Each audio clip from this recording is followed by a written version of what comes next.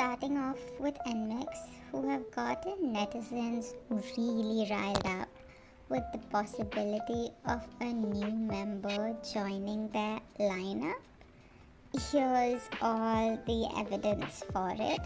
So for the roller coaster music video and in the teaser as well, they do this section where they introduce all of the members and they say starring NMIXX, and then there's all the members' names.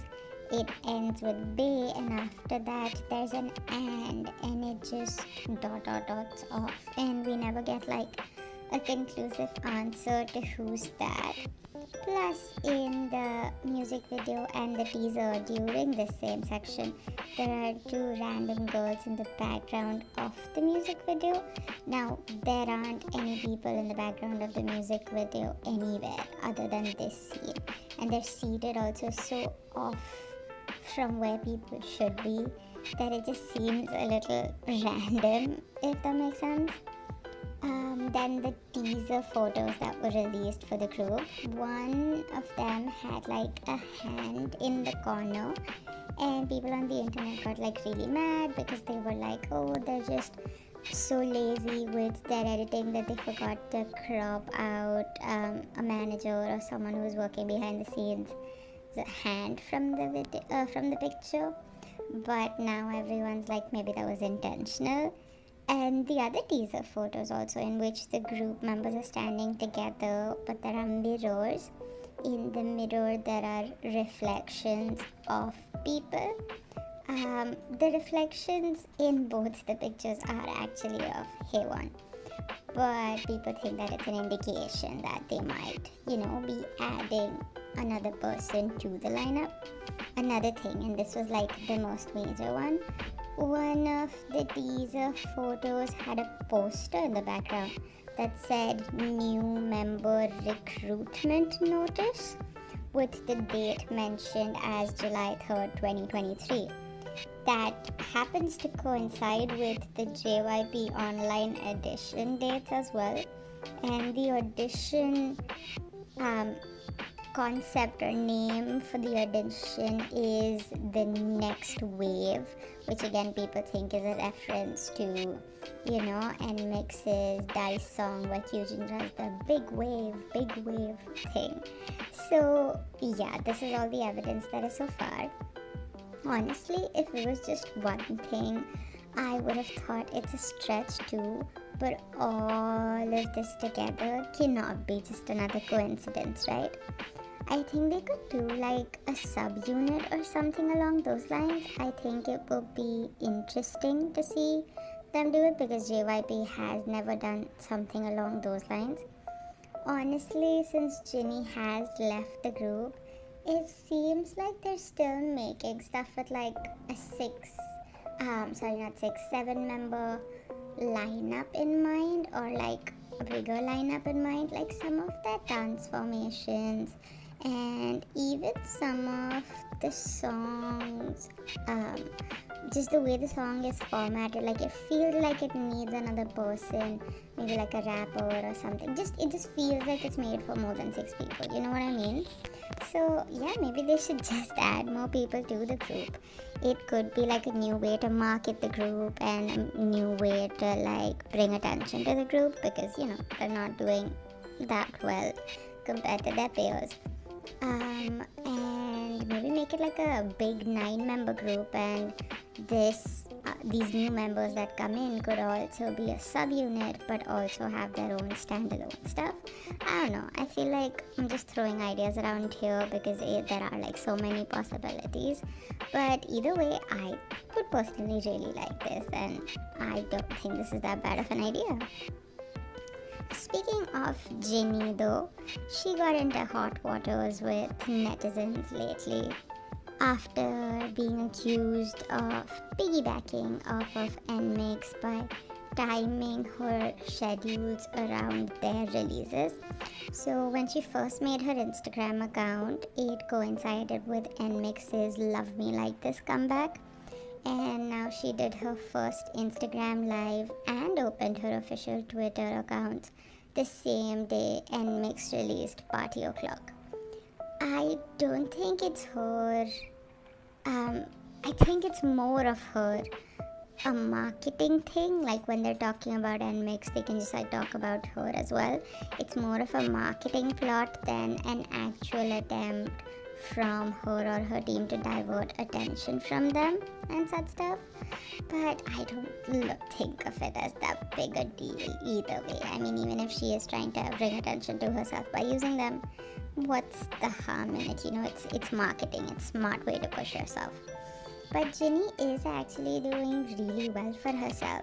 She recently featured in Elle Korea's August edition with a collaboration alongside MAC Cosmetics.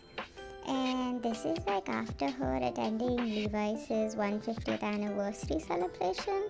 So I mean, these brand deals that she's getting for herself are big and, you know, really draw attention to her, and this is stuff that even JYP couldn't get for her or NMIXX. So good on her, she's thriving. Then coming back to NMIXX, they had what I can only describe as an accident while filming for JTBC's K-909 stage, where the stage caught on fire, a person fainted, a drone camera got stuck in Kyujin's hair. It was a lot of stuff that happened. A member of the audience described the situation in detail and said that she was pretty sad about the whole thing and also taken aback by it. I mean, she said the set was really pretty, but since it was so badly maintained, a prop caught on fire, and because the room wasn't ventilated or the people at the JTBC studios didn't take effort to evacuate people, because of that a person fainted, and they weren't even letting them leave till the taping was over, so everyone was super tired by the end of the day. And they did apologize for the inconveniences, but honestly, what good is that going to do after everything is done, you know? She also talked about how the drones with the cameras hit both Lily and Kyujin, with the one that hit Kyujin also getting stuck in her hair. The members did reassure everyone that they were fine, but honestly, how do you not have a proper disaster management plan in mind? JTBC honestly do a better job. Also, the fact that neither JYP nor JTBC has put out an official statement about the same just shows how much they don't want to take responsibility for their actions or provide solace to the fans who are worried about the members and everything that's happening around them. But going from this to another injury that we found out about months after its occurrence is IVE's Wonyoung injuring herself during the shooting of the I Am music video. So the director of this music video was recently doing an interview with NBC Radio, where she praised Wonyoung for her professionalism and revealed that during the shooting of this music video, she hurt her arm, after which she was rushed to the emergency room where she needed to get 7 stitches. And that even despite this, she returned to set 2 days later and continued to perform like nothing had happened.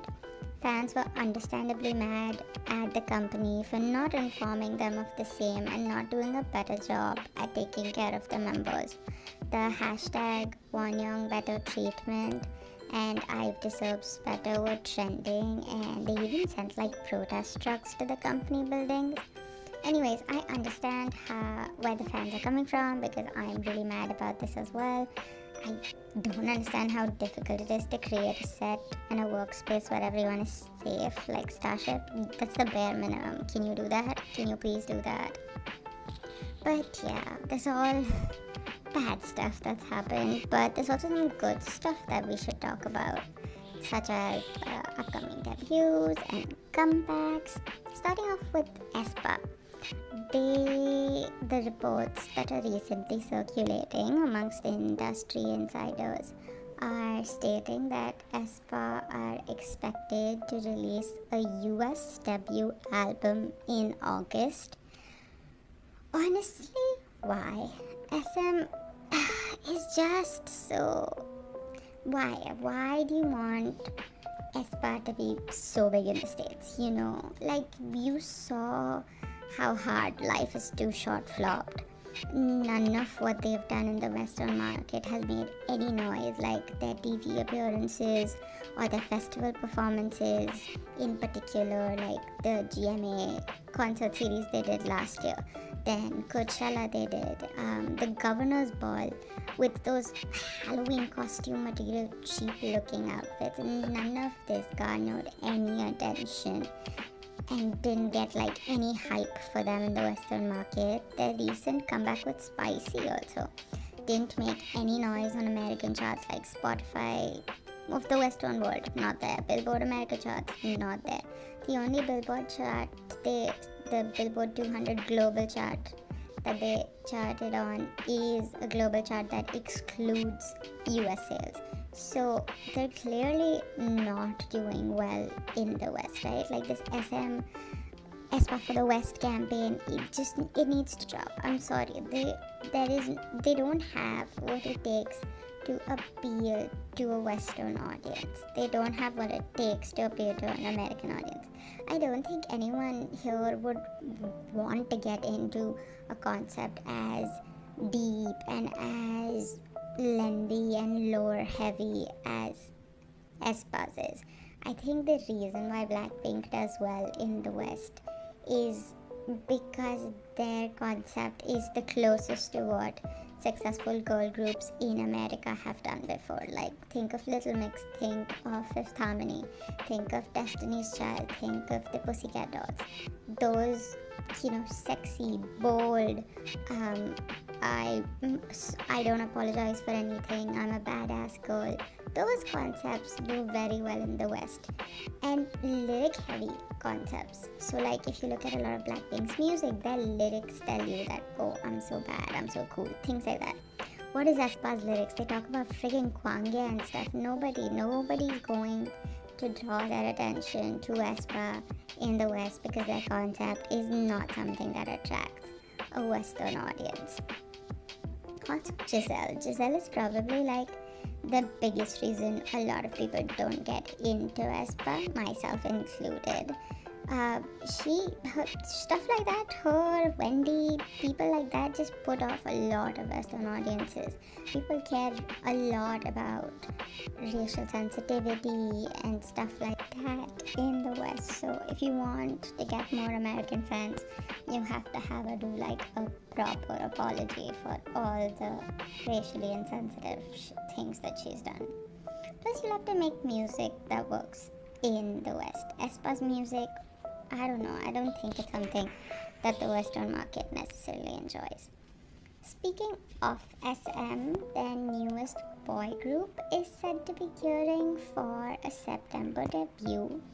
We already have the confirmation of 2 NCT members who will be joining the lineup, that are Sungchan and Shotaru, and 2 SM rookies that are Unsuk and Sunghan that will be a part of the group as well. Aside from this, there will be 3 other SM trainees that join the group, and we might have a name for one of them.